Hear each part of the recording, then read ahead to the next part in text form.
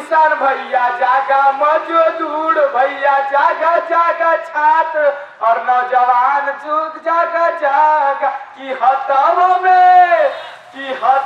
में लेला तिर कमान की चला अपन राज बनावे हो।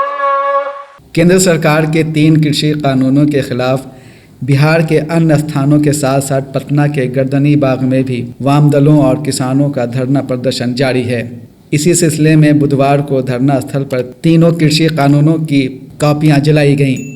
इस अवसर पर वाम दलों, एपवा और अखिल भारतीय किसान महासभा से जुड़े पदाधिकारियों और कार्यकर्ताओं ने धरना पर बैठे लोगों को संबोधित किया। उनके संबोधन में सुप्रीम कोर्ट और पीएम नरेंद्र मोदी निशाने पर रहे। बिहार लोक संवाद.net से बातचीत करते हुए माले के राज्य सचिव कॉमरेड कुणाल ने कहा कि सुप्रीम कोर्ट मोदी सरकार के रिजर्व प्लेयर की भूमिका निभा रहा है। उन्होंने कहा कि तीनों कृषि कानून की वापसी तक किसानों का आंदोलन जारी रहेगा। अभी जो विगत वर्ष में जो सुप्रीम कोर्ट का रोल रहा है, वो एक तरह से ऐसा लगता है कि सरकार की कोई एक रिजर्व प्लेयर की भूमिका में है। जब सरकार संकट में आती है तो उनका संकट से उबारने के लिए वो सामने चली आती है। उनको न्याय करना चाहिए, संविधान के अनुसार काम करना चाहिए। देश की जो जनता है, किसान है, उनके पक्ष में सीधा खड़ा होना चाहिए। इसके बदले वो एक बीट में सरकार की कहिए कि रिजर्व प्लेयर के रूप में चली आती है और पूरा का पूरा इस बार जो उन्होंने किया है वो तो पूरे आंदोलन को एक झांसा देने का ही काम किया है। तक का आंदोलन ये सरकार वापस नहीं लेती ये 3 कृषि कानूनों को, तब तक आंदोलन जारी रहेगा। ये पूरे राज्य में 2 दर्जन से ज़्यादा जिलों में ये हमारा धरना चल रहा है और भोजपुर में तो प्रखंड स्तर पर धरना चल रहा है और 15 तारीख को हम लोग इस आंदोलन को तेज करेंगे और बड़ी गोलबंदी करेंगे और धारावाहिक रूप से ये 30 तारीख तक का हम लोगों ने अभी प्रोग्राम बनाया है। आज तो पूरे राज्य में जो 3 कृषि कानून है उसकी प्रतियां जलाई गई हैं। ये राष्ट्रीय कॉल था। 23 तारीख को सुभाष चंद्र बोस की जयंती है। उस दिन हमारे छात्र नौजवान सभा के लोग और किसान लोग आंदोलन में उतरेंगे। 25 तारीख को गणतंत्र दिवस की पूर्व संध्या पर पूरे राज्य में मशाल जुलूस का प्रोग्राम है। उसके बाद 26 तारीख को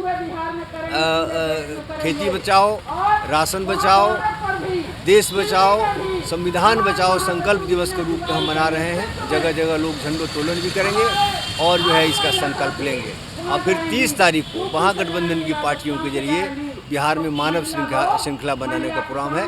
तभी 30 तक की योजना हमारी बन चुकी है और 30 के आगे भी हम लोग प्रोग्राम बनाएंगे। अभी गांव-गांव में किसान पंचायतें भी हम लोग कर रहे हैं।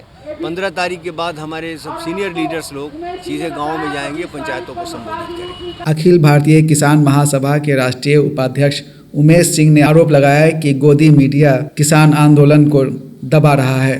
सोशल मीडिया का अभी जमाना है, क्योंकि बड़े मीडिया हाउस जो हैं वो कारपोरेट घरानों का है और कारपोरेट घरानों के खिलाफ वो कोई बात सुनना नहीं चाहते। गोदी मीडिया, इसलिए उनका नाम गोदी मीडिया रख दिया गया।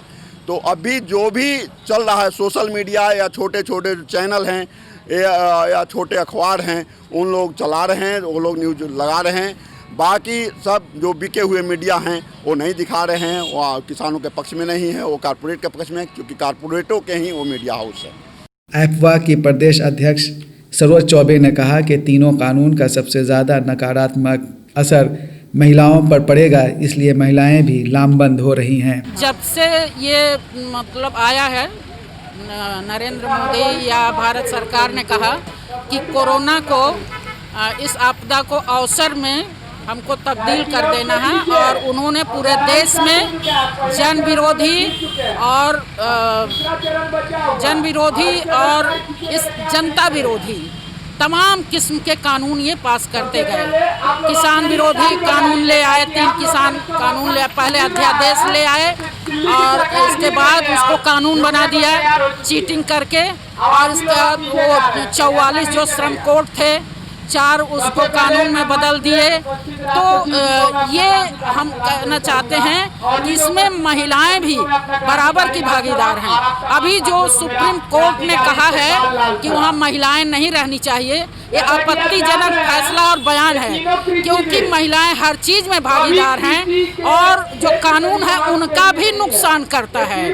खेती किसानी अगर बर्बाद होगी, अगर कारपोरेट के हवाले होगी, अगर जमाखोरी होगी, अगर उनको न्यूनतम समर्थन मूल्य नहीं मिलेगा तो उसका भार महिलाओं को भी उठाना पड़ेगा। इसलिए आंदोलन में वो भागीदार हैं और हम लोग भी 18 तारीख को वहाँ जो बॉर्डर पर फैसला हुआ है कि महिला लोग इन किसानों के खिलाफ में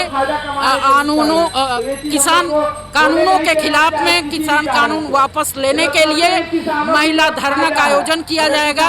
उसकी हम तैयारी कर रहे हैं। पूरे देश में, पूरे बिहार में जिला मुख्यालयों पर धरना प्रदर्शन किया जाएगा। हम बॉर्डर पर भी हमारी महासचिव मीना तिवारी के नेतृत्व में बिहार से महिलाओं का एक जत्था जाएगा, राजस्थान से जाएगा, यूपी से जाएगा और अन्य जगहों से भी, कर्नाटक से, तमिलनाडु से वहाँ लोग पहुँच रहे हैं और सुप्रीम कोर्ट के इस फैसले के भी खिलाफ और सरकार के किसान विरोधी, मजदूर विरोधी जो काले कानून उन्होंने लाए हैं उसके खिलाफ में आवाज बुलंद करेंगे। पूरे मुल्क में किसानों के हो रहे आंदोलन ने NRC, CAA और NPR के खिलाफ हुए एहतजाज की याद ताज़ा कर दी है। जिस तरह से औरतों का जमावड़ा और बुज़ुर्गों की हिस्सेदारी उस तहरीक में थी, उसी तरह से केंद्र सरकार के 3 कानूनों के ख़िलाफ़ भी ये जो किसान हैं वो लड़ाई लड़ रहे हैं। लेकिन सबसे दिक्कत ये हो गई है कि जब से सुप्रीम कोर्ट का फैसला आया है, कमेटी बनाई गई है, ये आंदोलन कर रहे किसान और ज़्यादा उग्र हो गए हैं। उन्होंने कहा है कि वो अपना धरना, वो अपना प्रदर्शन, वो अपना विरोध जारी रखेंगे। अब देखना ये है कि सुप्रीम कोर्ट अपना सम्मान किस तरह से बरकरार रखता है आम लोगों के लिए और केंद्र सरकार क्या करती है। कैमरा पर्सन शीश अहमद के साथ मैं सैयद जावेद हसन, बिहार लोक संवाद.net, पटना। इस बुलेटिन को पेश किया है अलहेरा पब्लिक स्कूल, शरीफ कॉलोनी, टॉप कलेक्शन और सबिहा डिज़ाइनर ने।